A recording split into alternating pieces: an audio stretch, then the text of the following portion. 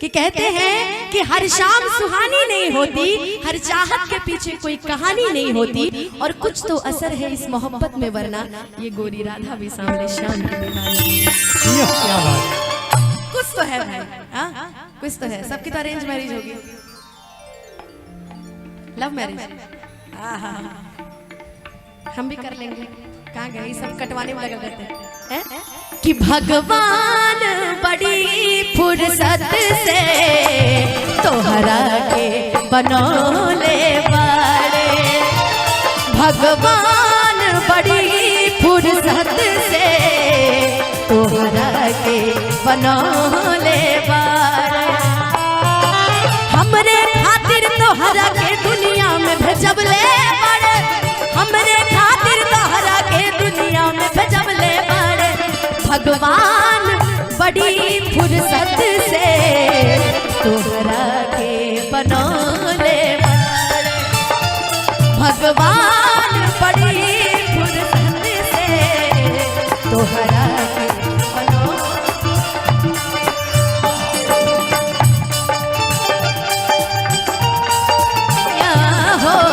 मन करे निहारत रही हो रूपवा सलोना ए धनिया हो, मन करे निहारत रही हो। अखियाँ के राहे तस्वीर तो है, अखियाँ के राहे तस्वीर तो है, दिल में उतारत रही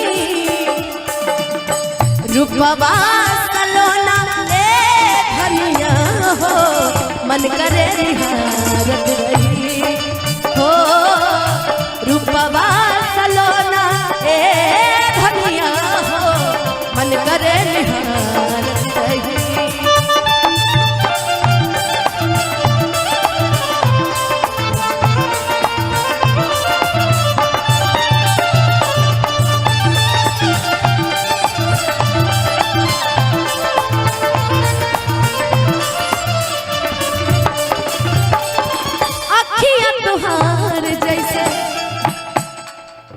हम तो तीनों लोग, तीनों भाभियों को देख के एक ही चीज सोच रहे हैं कि वाकई ये गाना हूबहू आप लोग के लिए लिखा गया है। हो होठवा तोहार जैसे भोर के किरनिया, आँखियों में प्यार दे समाइल बा दुनिया।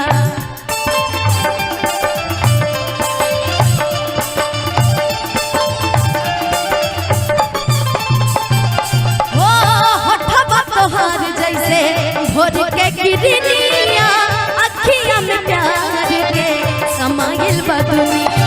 बिंदिया बुझाला ऐसे जैसे चांद सजबले बाड़े, बिंदिया बुझाला ऐसे जैसे चांद सजबले बाड़े।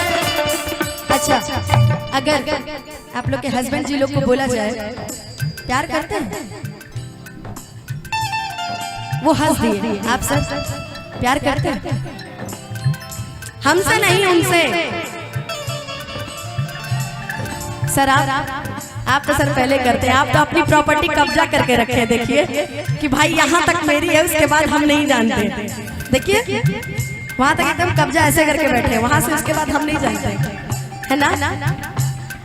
कि बिंदिया बुझाला ऐसे जैसे चांद सजबले बाड़े, बिंदिया बुझाला ऐसे जैसे चांद सजबले बाड़े। भगवान बड़ी फुर्सत से तोहरा के बनौले बाड़े, भगवान बड़ी फुर्सत से तोहरा के बनौले बाड़े।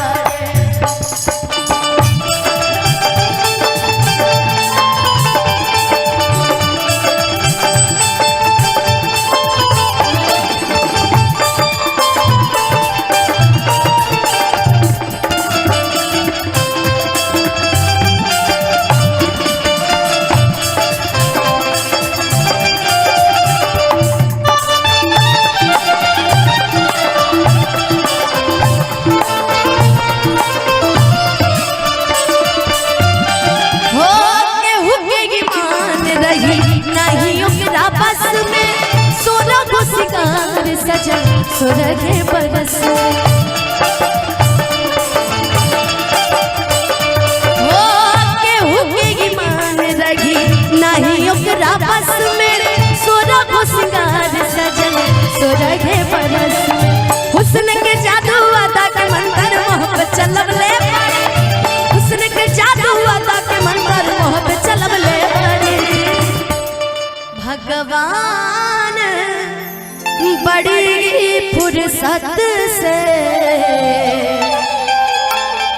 तोहरा के बनौले बड़े।